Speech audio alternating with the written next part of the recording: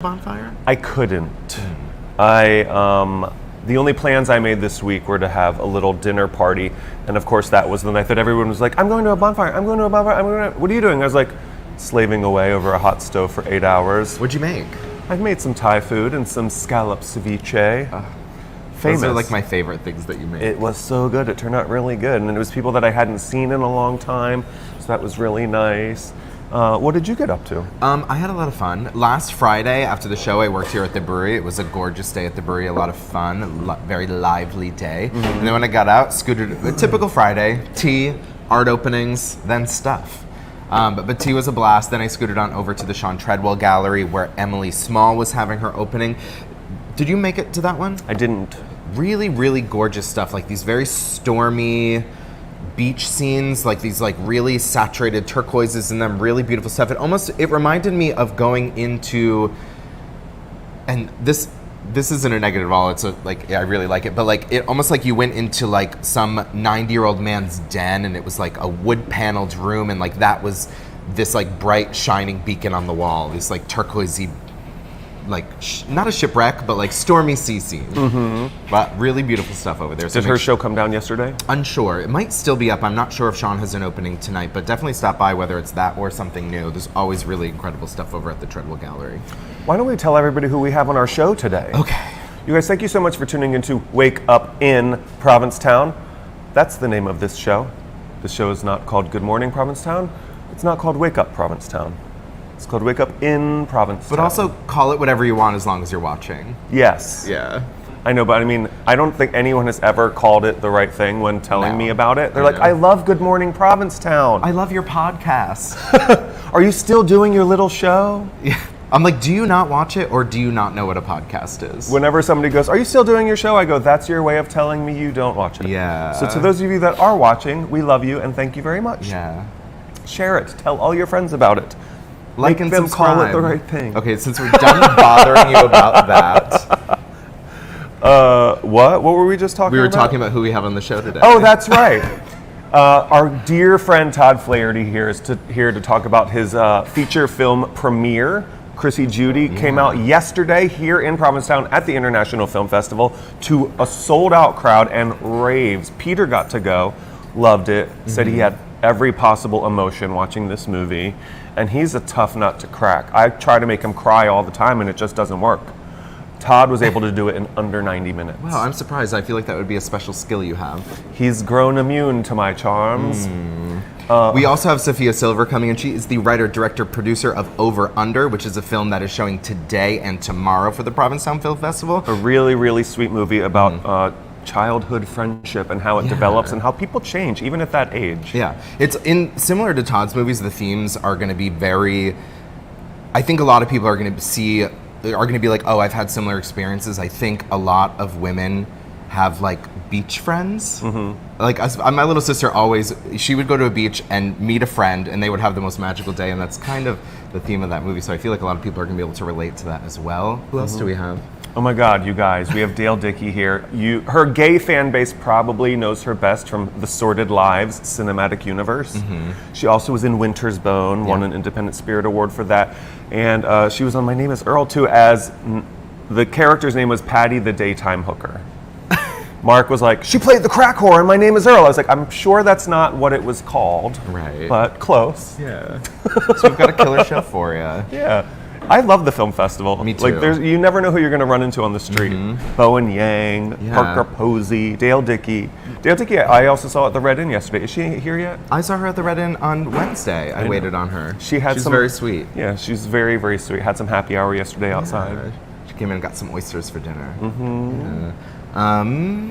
So you went to some gallery openings last Friday. I also went to the Zach Oren show at the Crown and Anchor. It is upstairs in the newly opened library space, which it's worth it to see not only Zach's show but also what they've done with the Crown and Anchor hotel space upstairs. A lot of incredible work up there. They have like this little kind of gallery hallway with a lot of local artists, but the majority of the walls are covered with Zach Oren's work. It's all going to be up through the summer, so stop by to check that out. It is called The Ides of Gender. Yeah, I think noon to 6 is when it's open for public viewing. And 2 to 8. I knew it was 6 hours. I just couldn't remember which ones. And Zach will be there on the weekends if you want to stop by and chat with him.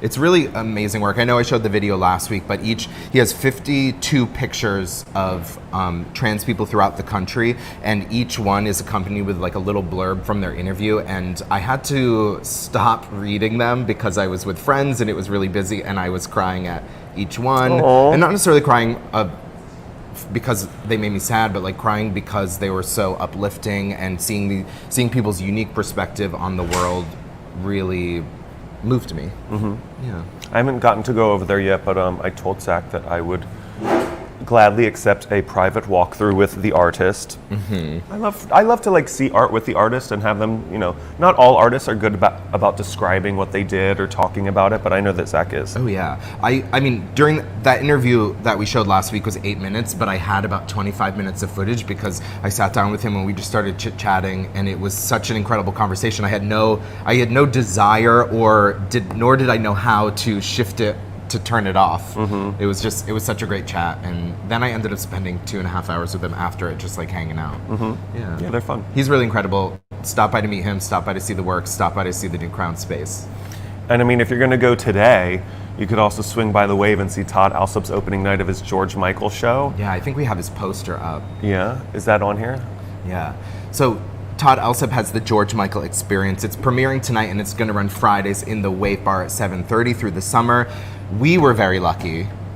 He did a kind of sneak preview. Sneak preview. The show was still in the works. The vocals and the music were already perfection. My mind was blown. He sang in front of us for an hour, George Michael, which is not easy on the vocals, and I was like, how is this not a track? Right. Simply because his voice. He has such a unique quality to his voice, and it sounds so special. It sounds like it's been recorded. Mm-hmm. It sounds like it's been recorded and mixed and edited to sound perfect, and that's just his voice.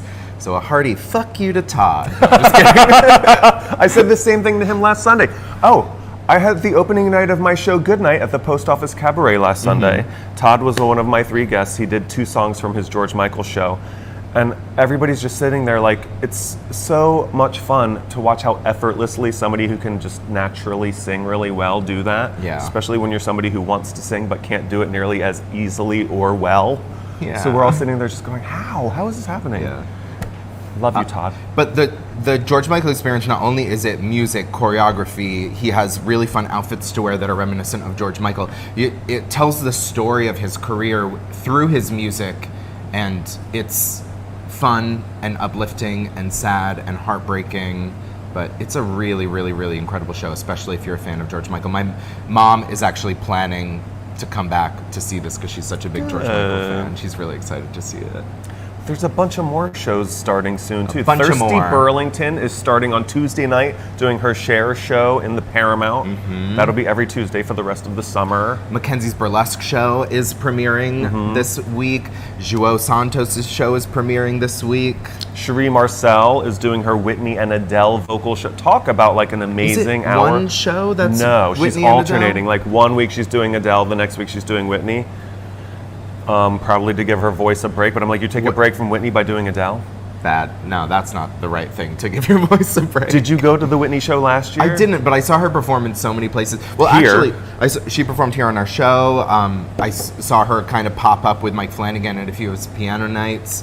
She's one of the sweetest people I've met in years. It was just so fun to talk to her, and we have a mutual friend from Boston, our friend Mike, which was really fun to talk to her about. But I actually saw her do Adele at the Christmas show, the Holly Follies. The town hall Is that party? what it was called? Yeah. The Holly Follies. It was the town hall show last Christmas time at town hall. Everyone did Christmas stuff, and she's like, "Oh, I'm going to do Adele," and I was like, "Huh?" And then she did it, and I was like, "Oh, that's why." It was incredible. I think she got a standing ovation. I'm sure she did. Yeah. She's going to keep getting them. I can't wait to see that. So much stuff happening, you guys. So if you're not in town yet, come here and enjoy all that Provincetown is offering you right now. Yeah. I mean, aside from all the entertainment, just the spectacular natural beauty of this place is really, really popping.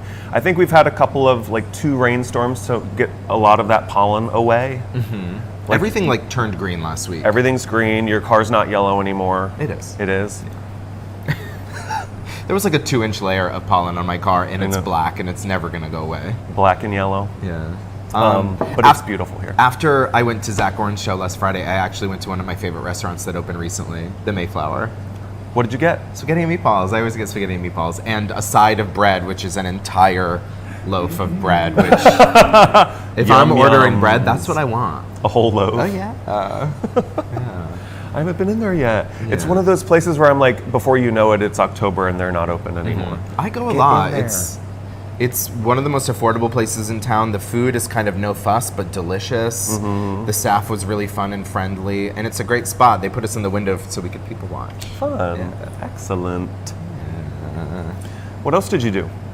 So a couple of really good friends of mine came in from Boston Sunday through Tuesday. Alicia and Steve. You know Alicia and Steve. Yeah, they went to your show. I know, Alicia and Steve, thank you so much for coming on Sunday night. Yeah. I hope you had as much fun as I was we like, did. oh, did you tell Bob you did a good job after the show? And they were like, he wouldn't know who we were.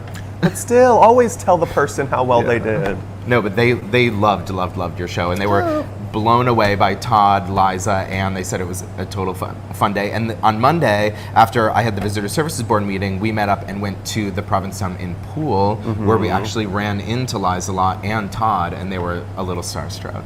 Aww. Yeah, it was really cute. How's the pool?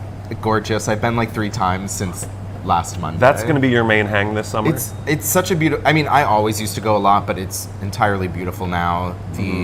I live for a frozen drink. I live for a frozen drink. Not only that, but I live for a frozen drink that I don't have to feel bad about ordering. Why would you feel bad about ordering a frozen drink? As a bartender, if you were in a space that has frozen drinks, but it's not like the thing you do, they're annoying.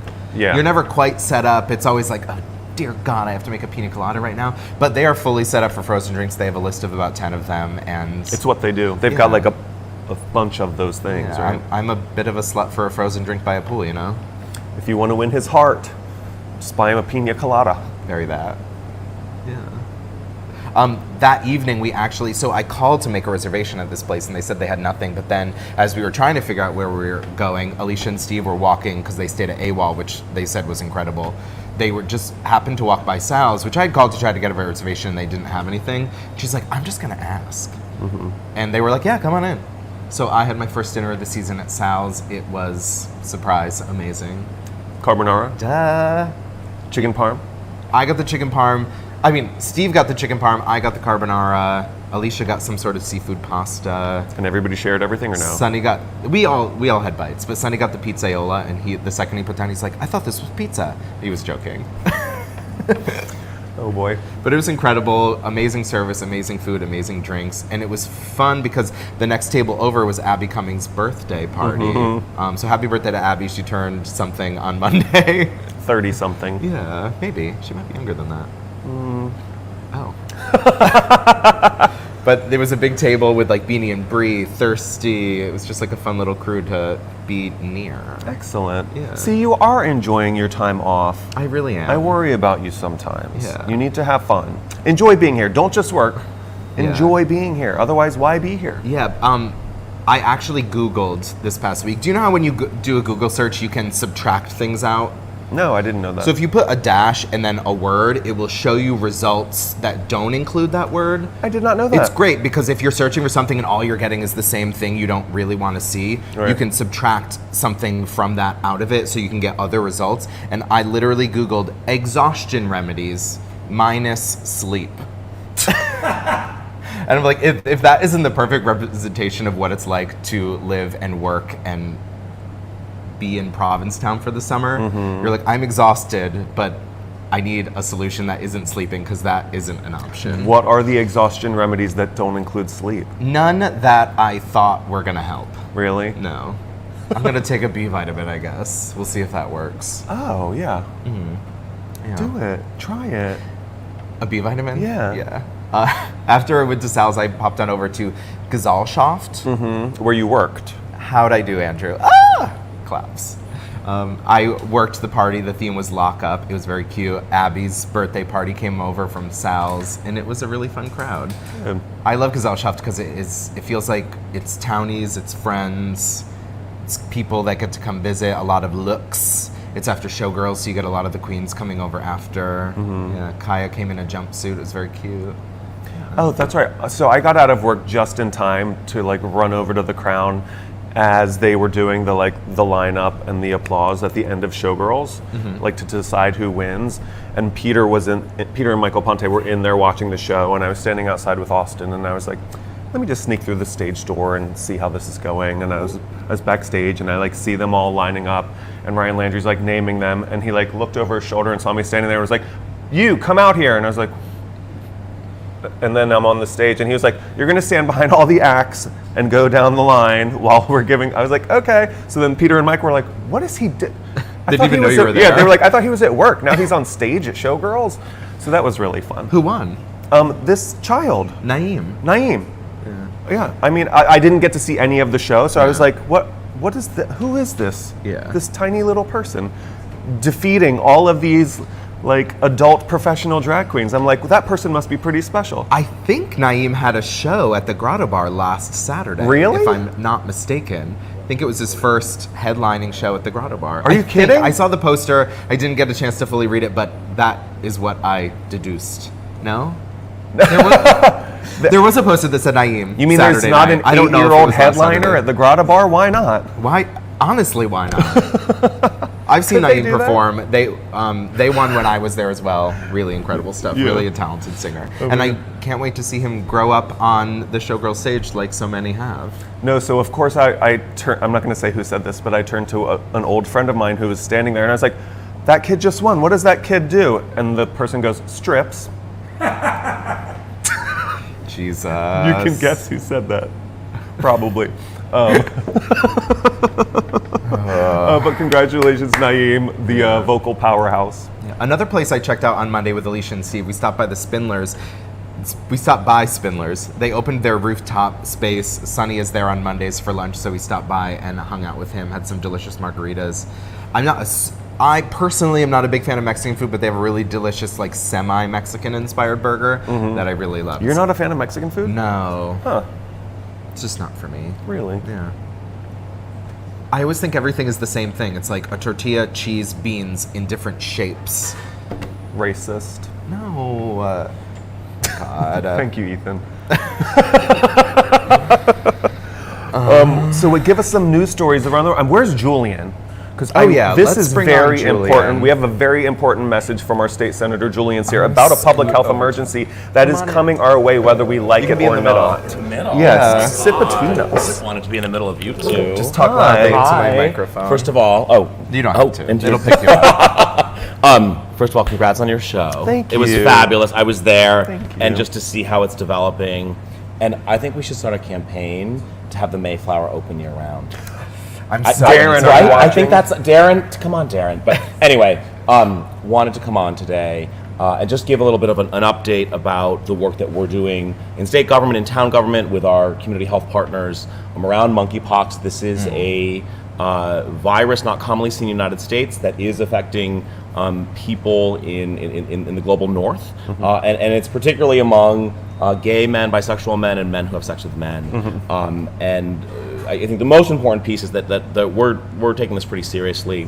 There's been a series of meetings led by me and Sarah Peak, with the town of Provincetown, Barstow County, our other health departments, Department of Public Health at the state level, Outer Cape Health Services, really making sure that we're prepared. And I think what we want to do today is make sure that we're sharing information. People need to know information about this, right? I'm someone who's a formal sexual health advocate, worked for the Department of Public Health.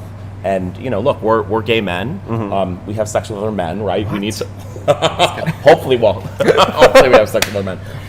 And so there's some really important information, right, that's gonna that people can take to keep themselves safe, or safer, I should say. So the symptoms of monkeypox, right? This takes the form of pustules, or essentially a pox. Yes, it can be on your genitals, but also hands, feet. The important piece here, though, is that that is not the only symptom. The symptoms can also include fever, headache, swollen lymph nodes. And so the real most important piece is that people pay attention to these symptoms. The good news is that we think that you can't transmit monkeypox without having symptoms, right? Okay. So that means if you are feeling sick, certainly if you notice, a lesion, a pustule, someplace on your body, right? But also if you have a fever, a really intense headache, swollen lymph nodes, aches, stay home, call your doctor, call a medical provider, and please abstain from sex. Right. That is going to be how Bodily contact, correct? bodily contact as well, but particularly sex. Don't go out, right? Like, if you're feeling, and look, we do this, right? And I know especially for people who are like, you're on vacation, you're here, it's your big time, and you probably spend a lot of money to be here, right? Right. And I've certainly done this, right? You're not feeling that great, and you pop a few whatever. Dayquil, right? You're A few whatever. Legal things you can get at CVS. But this is important, right? Right. That's sort of a behavior that we do, and in this moment right now, where we're seeing cases, we need to be vigilant. There are 6 confirmed cases in Massachusetts. There's several dozen cases that we're seeing, across the country, and this is behaving in a way that we as a community have to keep ourselves, have to be vigilant about this. And I think what's most important is people, like you two, right, who speak to a lot of people, not just here through Wake Up, right, but at the Red Inn, about in town, making sure that people know if you have symptoms, if you have any of these symptoms, stay home, call a doctor. Avoid intimate contact, right? That's what we're asking people to do right now. The town of Provincetown is a fabulous website with all sorts of information that we're updating regularly. And so that's what I just want to make sure that people know and they're aware of, right? This is something that we need to be vigilant about. We shouldn't be stigmatized about it or sort of scared of it. But that's why I just wanted to pop on. No, thank you for coming on, because honestly, you see a lot of news coverage about this, and it's so hard to know what's been sensationalized, what is, because we've had a pandemic happening for the past few years, is this a news organization trying to get some pandemic-related clicks, or is this a real thing I need to be worried about?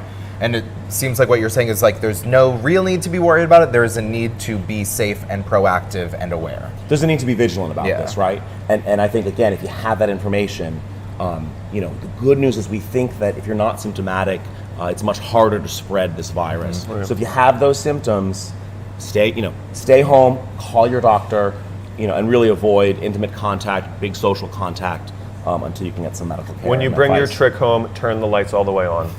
That's do a thorough inspection. That's honestly great advice. I mean it. It is. You don't do that every time? I'm married. I don't bring tricks home, except for the cereal.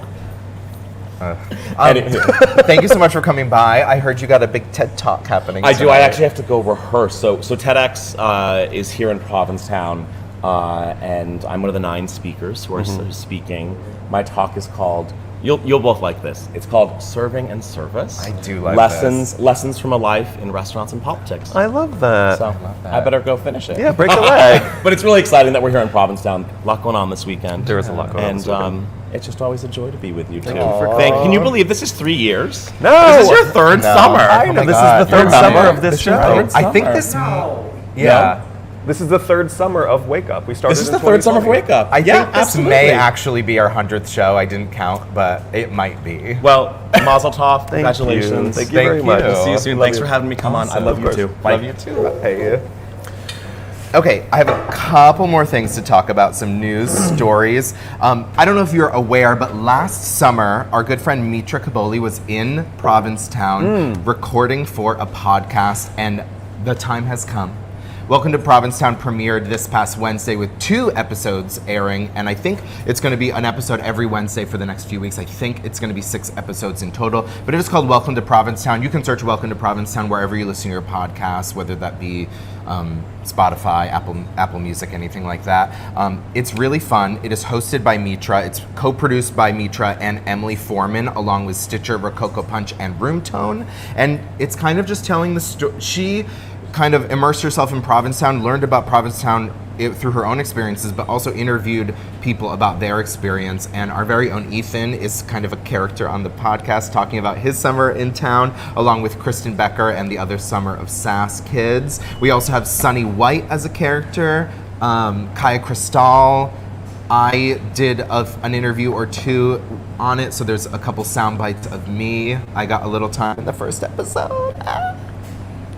Yeah. So check that out. It's called Welcome to Provincetown. Search it on Spotify or wherever you listen to podcasts. Mm-hmm. In local news, there's good news on the Barracks project. There is. Yeah, so finally. Lawyers from both sides filed a joint motion on June 10th for a continuance. They were supposed to go to court, I think, on June 22nd, but they asked for a continuance because there is an agreement in principle. Mm-hmm. Basically, they've come to an agreement. Obviously, the agreement hasn't been signed, but they have decided on it. They have to rework some plans for the architectural side of it and also the landscaping side of it so that everyone can be happy with the project. And that's really exciting because that means the project can get going soon.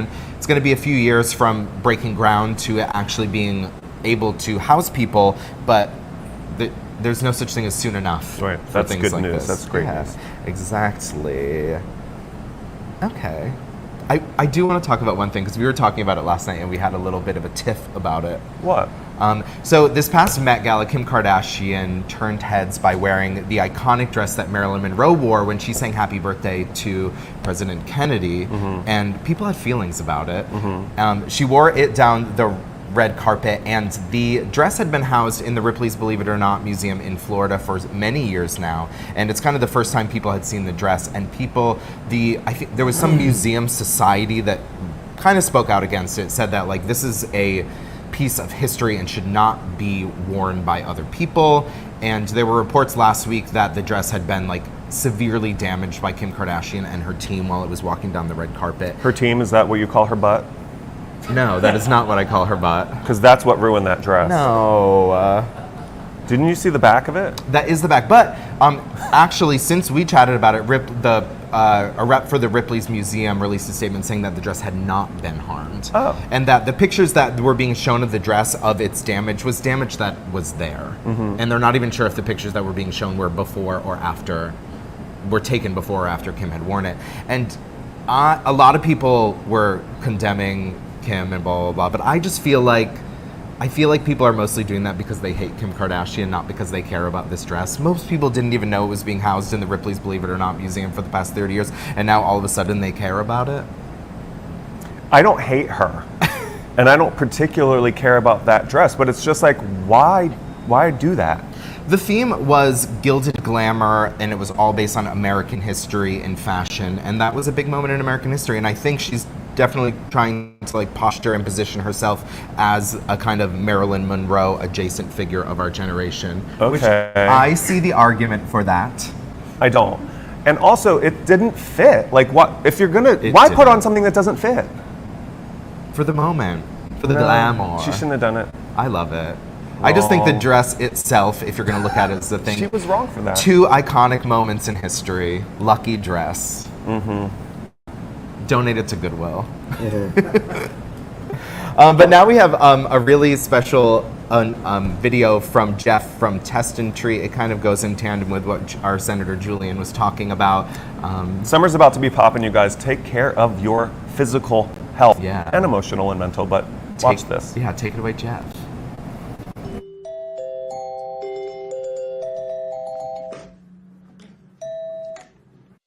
This is your 2-week notice for Independence Week in Provincetown from Test and Treat at Outer Cape Health Services.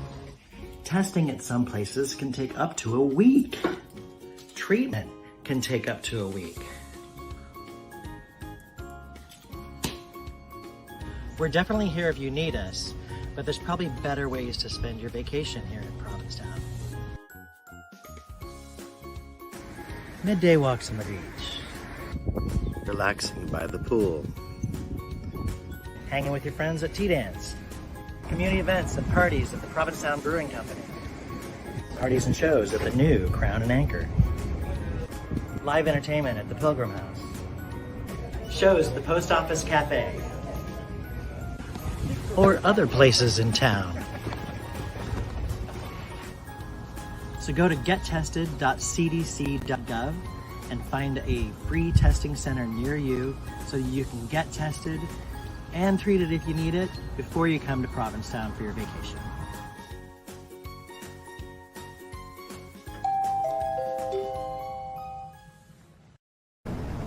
Thank you, Jeff, for that very important message. Yeah.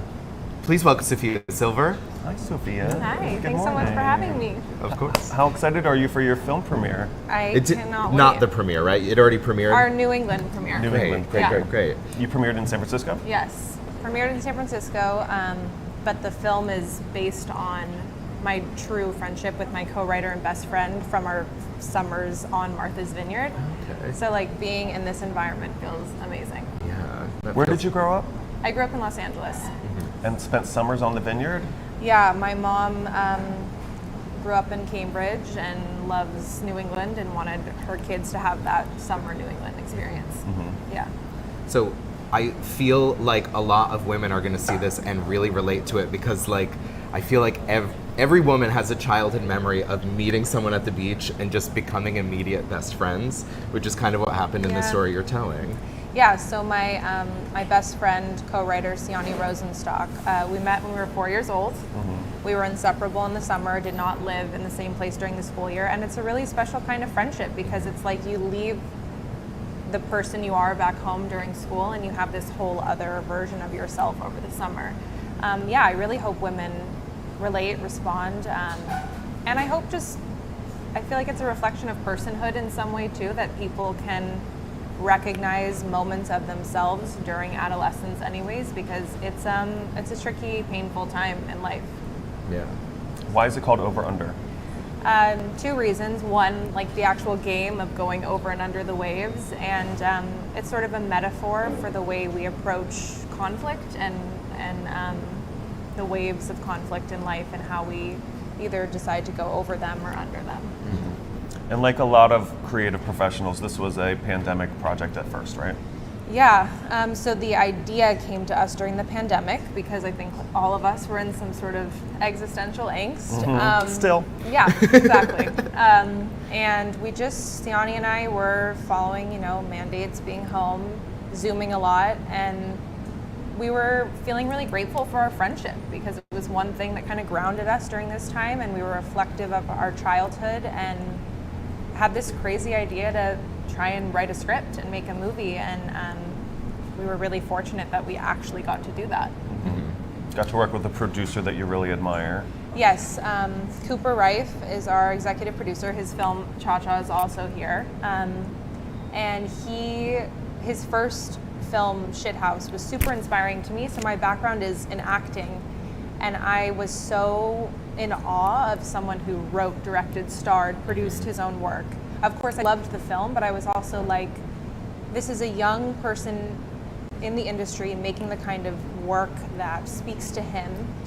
And I was like, maybe there's a way we can get the script to him. And our main creative producer on the project, Grace West, knew him from college and slipped him the script, and he just championed us. And I'm a first-time director, and I was like, listen, I don't have anything to show for myself, so I hope you can just take a leap of faith. And that's ultimately what he did with Shithouse, so he was the perfect person to get on board. That's perfect. Yeah. I recently watched a documentary about women in directing, and Yeah. I didn't realize it is maybe a profession that is so outrageously male-dominated, more than any other thing I can think of. So congratulations Thank on your you. first directing venture. Thank you so much. Yeah, I was so fortunate though because I feel like we set the bar really high because we had such a family on set. It was like all of us pretty much showed up for the premiere in San Francisco, the whole cast and crew, which is kind of unheard of. And I hope that that's what I continue to do moving forward. Just have like it is a collaborative experience. Like, so it should feel like there's mutual respect on every project always. And I feel like probably one of the most important parts of this process was casting these two girls. Yes. Where did you find them? How did you choose them? I was a nut about casting. I feel like I didn't let my casting director like actually do her job because a casting director typically comes on, weeds through a lot of the tapes, sends you maybe their top 100 picks. I had to watch every single self-tape. Like my husband would pry my computer away from me at wee hours of the morning because I really felt like they existed and I needed to go through every single one of them. And the two girls, once I saw their audition tape, I felt viscerally like this is Violet, this is Stella. They had their chemistry read, and it was you know, it was a done deal. Excellent. Yeah. Congratulations. I feel like your first directing venture, directing kids, it was a challenge, or So, like, yeah, there's a joke that I now understand that your first time directing, you never want to work with animals or children. But again, because I had nothing to compare it to, and the story I was just so passionate about, and felt like if I could find these girls, it didn't matter if they were children or adults. And we rehearsed for 5 months. wow. So that was like a very integral part of my process. And then by the time we got to set, they truly like were so dropped into the characters, they were just living and breathing them. Wow. Yeah. That's incredible. And where is your film screening tonight? At the Art House. 11 a.m., 11 right? a.m. Very soon, and then tomorrow at 7 p.m. at the Art House. Yeah. Excellent. Check out Over Under 11 a.m. today, 7 o'clock tomorrow at the Art House. It's gonna be great. Congratulations. Thank you so much for Thanks coming. so much for having me. We have a video. Look. There was the super strawberry moon this week. Did you see the full moon on Monday and Tuesday? I was at the Red Inn, so it was beautiful. Amazing. Yeah. Look at this. Watch this.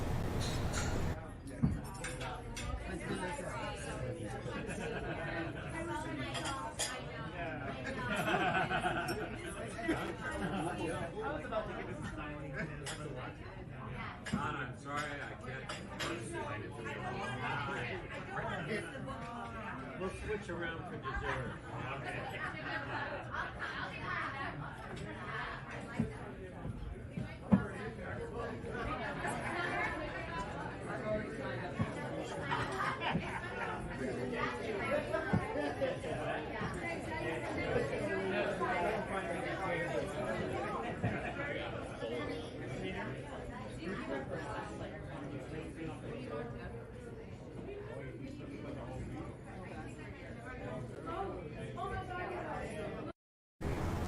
The best spot to see a moonrise is at the Red Inn. Please welcome to the show, Miss Dale Dickey. Dale, thank you so much for coming. Thank you for having me. It's a little early, but this is what we get. Same. That's our motto here at Wake Up in Provincetown. Oh, it's great to be here. How are you finding Provincetown? I kind of don't want to leave. Don't. Stay forever. Yeah, it's beautiful. Have you ever been here before? 30 years ago, for like 24 hours with my mom, I was living in New York and she was visiting friends, and we just drove out, and I remember it was a little smaller and very bohemian. You know, it still got that vibe, that flavor, and yeah, it's delightful. I've had a lot of friends that have come here, so. And are you staying in a nice place? Do you like where you are? Ooh, yeah. Do you know where she's staying? Can I say? Yeah. It's the Lansing Inn. I mean, it's spectacular. I feel so spoiled. And I was just in New York for Tribeca, and it's like all the people, it's like, oh, air, walked on the beach. Excuse me. Yeah, it's gorgeous. I'm spoiled, but I'm very happy. There's a man that works there with a white beard named Peter. Give him hell. Oh, I will. I've already given Peter hell. He was the first one I met, and he was like, oh no, she's going to be a problem. That's Bob's husband. No, they're great. They're really nice. Good, thank you. I also met you the other night. You stopped by the Red Inn for some oysters. I did. I love oysters. Yeah. I like walked on the beach down there, and when I walked in, I saw you. I was like, wait a minute, and I couldn't remember it's Harrison. Yeah. You're like, he's the bartender. Yeah. I love it. Jack of all trades. Everybody's everything. So you're doing the film festival circuit right now? Yeah, pretty much. And then we're having it is going to be released at the end of July 29th. But yeah, I think this is our director is over in Europe doing some festivals, and I got to come here, which is very exciting. Excellent. So I was scrolling through your IMDb page, and I felt like I was scrolling for a while, and then I realized that I was only to like 2019. You are working nonstop these days. There's the wood, not the wood. Yeah. I've been very, very lucky. You know, and a lot of the things on my IMDb page are really, really tiny films that no one will ever see. But I've been in the business for a really long time. And I terrify young actors when I tell them that, you know, I didn't quit my day job till I was 45, but might not happen to you. And it was fine, but it took a while, and then I've been really blessed to work, had a lot of really great, fun, strange, gritty roles. This one in a love song is completely a departure, and I'm very lucky to get to do it. Tell us a little about the project that you're here showing off. I'm here for a film called A Love Song, which is Max Walker Silverman's feature debut. I can't say enough about him. He's a beautiful human being, and I think a really gifted director. And it's a very quiet film, sort of lyrical. I play a widow who has finally decided to venture out, and she's camping by a reservoir. It was all filmed in Southwest Colorado. Southwest Colorado. It was my first job during COVID, so all compliance, everything was we small crew, but we were outdoors so much. And Wes Studi, wonderful Native American actor, is my co-star, and it's kind of a middle-aged love story, which you don't see much. And Max said, you know, you're these two weathered faces, and they've played gritty, violent people, and now we're playing a little kinder, gentler. But it's a beautiful film. It's only 80 minutes long, and people have really taken to it because it's, you know, everybody can understand grief and loneliness and isolation, particularly during COVID, and how you venture back out. So. And I was saying earlier, I think before you walked in, I was like, most of your gay fans probably love you best from Sordid Lives. Oh yeah. When you're part of something that like turns into such a sort of like cultural touchstone for so many people, I mean, you must get stopped on the street and stuff. Sometimes, yes. I never know if it's from Breaking Bad or Sordid Lives or True Blood, but usually if they're running from me, it's from Breaking Bad. If they're running from you. Or Winter's Bone. I don't have a chainsaw or an ATM with me, so don't be afraid. It must have been nice for this project to play something a little closer to who you really are. It is. It was also terrifying. I've done leading roles on stage many times, but on camera, I'm usually the supporting actress that pops in and out. And this was my first lead where it's just me the whole time, and I was like, oh no. So I really was challenged, and I was desperate to do something like this. And so I learned a lot, and it is a lot of me on the screen, but Max helped. And the Sordid Lives thing is like, I'm walking through town and I've been wanting to go, I know Leslie Jordan really well. No, I'm joking. I love that. Don't be mean to me. But yeah, once you work with Del Shores, he saw me in a play years ago in LA, and I just sort of became part of his family. I went and auditioned, and he has kept me working when I wasn't working on camera, doing theater, and of course met Leslie and Beth, the whole crew, and it's a wonderful family to be a part of. So who knows, Sordid Lives will probably go on. Sordid Lives at 80, you know? Yeah. But we'll all be way too old. But yeah, it's fun, everybody knows it. When does the Love Song show this weekend? We are playing actually today. I think it's at 2 o'clock at the Art House. We had a screening last night, and it was packed, and it was a lovely audience, and I do a Q&A afterwards, so Awesome. I hope people will come out and see it. 2 o'clock at the Art House. Yeah. That means when the movie ends today, it's the perfect time for you to come to the Red Inn for happy hour. Oh, geez. Get those oysters. Party. I'm like, but it's great. But I do love oysters. Yeah. I'll be there today tending bar. Okay, I'm coming. Come say hi. Bob and Harrison. Buy her a drink. I will buy you a drink. Maybe a Diet Coke, because we need to eat Or a fast. Diet Coke. Thank you so much for being here. I know Thank it's you early. both very much. No, I appreciate it. Thanks so much. Congratulations. It was Thank an you. honor. Thank you. One more quick video, you guys. I was going to my friend's place at Captain Jack's the other day for a cocktail party, and it was just so stunningly gorgeous. This is what it's like to walk onto Captain Jack's.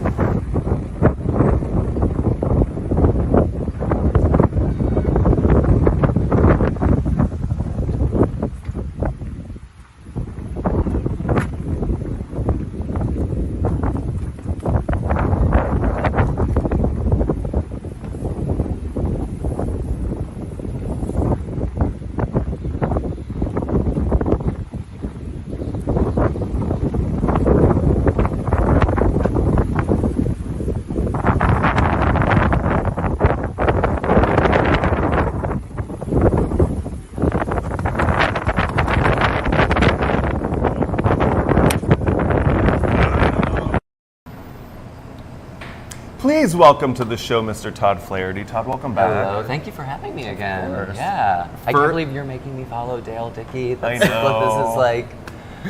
She's amazing. Yeah. Before she leaves, you better cast her in something. Oh my Yeah. God. Get her. First of all, congratulations. Thank you. Chrissy Judy premiered last night at the Provincetown International Film Festival Yes. to a fully sold out crowd. Crazy. I ran into Insane. so many people that came fresh from it, and people's minds were blown. Thank you. Yeah, it was a great night. I actually had family who thought that they would surprise me. And so I got a text from them yesterday, or maybe 2 days ago, saying, we're in Rhode Island, we're coming up. And I was like, oh, great. And they were like, we can't get tickets. And I tried to get them, and then I found out that we were sold out. I was like, oh my God, that's crazy. That's so killer. yeah, it was amazing. And last night was such a great audience. It was the first time that I saw it, and with more than 2 people. So to hear the laughter and hear those moments when people were going, it was great. Yeah, it was a very, very special night, especially just being here in Provincetown. We shot the third act here, so it was just really special. You're in the watching third with that act, crowd. right? I'm in a moment of it. We in the do second have act. local honey makes an appearance. Yes, yeah, the fabulous. No, I mean, I had seen a bit of it before. Yes, you got a sneak peek. I got a sneak peek, and it was really fun to see Provincetown and to see so many faces that I know on the screen. And also, the story is about queer friendship, but part of the story kind of is about being a little lost and coming to Provincetown to figure it out, which I feel like is such a trope of Provincetown. Oh, absolutely, yeah. So Chrissy Judy is about 2 best friends. It's about a drag queen named Judy and his best friend Chrissy. Chrissy decides to quit drag and move away from New York, their hometown, to pursue a relationship. And so it's really Judy's journey to kind of figure out who he is without his best friend by his side. And yes, without giving too much away, Judy finds himself here in Provincetown. Someone told me years ago when I first came here that people come to Provincetown to create art, to heal, and to get into trouble. And I think that Judy gets to have a little bit of all of that while he's here. So yeah.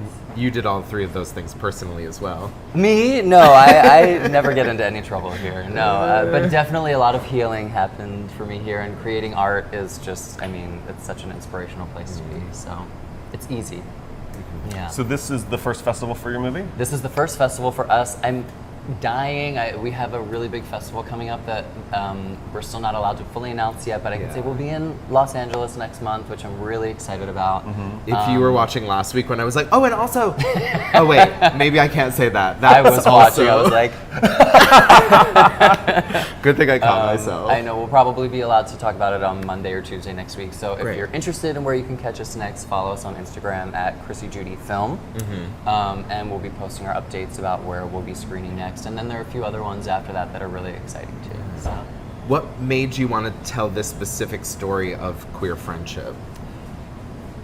Well, I think that it's a timeless story. I think that most queer cinema focuses on 3 things. It's either a coming out story, an unrequited or forbidden love story, or a story about the pandemic, the AIDS crisis for gay men. And those are all amazing, great, valid stories.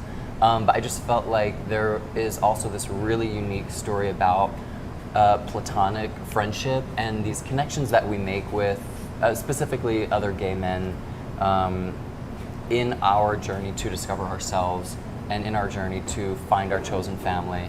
And I think that those are really special, important relationships, and I wanted to talk about that in this film and explore that. And yeah, it seemed to really resonate with audiences last night. So I feel like we've got our finger on the pulse. Yeah. Did you do a talk back last night? We did a little talk back last night, yes. My parents were there. Cute. Yes, I asked them to please not ask me any questions, and I told them when to cover their eyes because there may be a love scene or 2 in the film. I loved that one of the love scenes because it felt really real, and a lot of times when displaying queer sex on other films, they kind of they make it a little too romanticized. Totally, yeah. And There's very some, real. There's some inner workings that happen with gay sex that I felt should be acknowledged, and we did. And yeah, you could tell the audience was like, oh. So it was nice. But that's what you want. Exactly, yeah, and we've all been there. So if you know, you know. you know. Are there any seats left for today's viewing? There are, yes. So we're screening today at 1:30. Pardon me, at the Art House. That might be monkeypox. Oh my God, stop.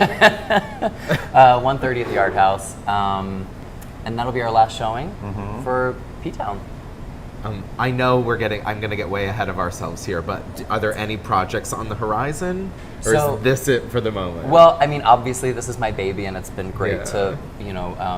to, release this out into the world. I am writing my next feature now, and I have 2 pilots that I would love to explore with someone and see if there are things worth venturing with. But yeah, I have some stuff on the back burner that I'm ready to start working on next, and I think, yeah, that's the fun thing about birthing a project is the excitement of what you get to do after that. So It's in the world now. yes, exactly. Yeah, I also chances. think, based on the response of last night, I think this might make those projects. We'll see. Something- I'll follow Dale Dickey's lead. Let's knock on wood. Work begets work. Yes, exactly. As you two well know, you're like the busiest men in town. So Congratulations. thank you. Thank you so much for coming in. Thank you so much for having me. So if you weren't able to get a ticket to last night's showing, stop by 1:30 at the Art House today. There's still things available, but I have a feeling there might not be seats available by You the better time buy it it opens. now. So. Buy your tickets Yeah, I now get if you want it. to see something later today. Awesome. Thanks so much for Thank coming you in. both so much. It was a pleasure. Thank you to all our viewers. Thanks for watching with us today. Thanks to all of our sponsors: Be Well Cannabis Dispensary, The Red Inn, Cafe Heaven, the Adam Howard Metal Workshop at 3 Bradford Street, ProjectValorsailing.org, Crown and Anchor and the Provincetown Provincetown Brewing Company. And thank you guys for waking up in Provincetown. Wherever you are. We'll see you next Friday. Good morning, everybody.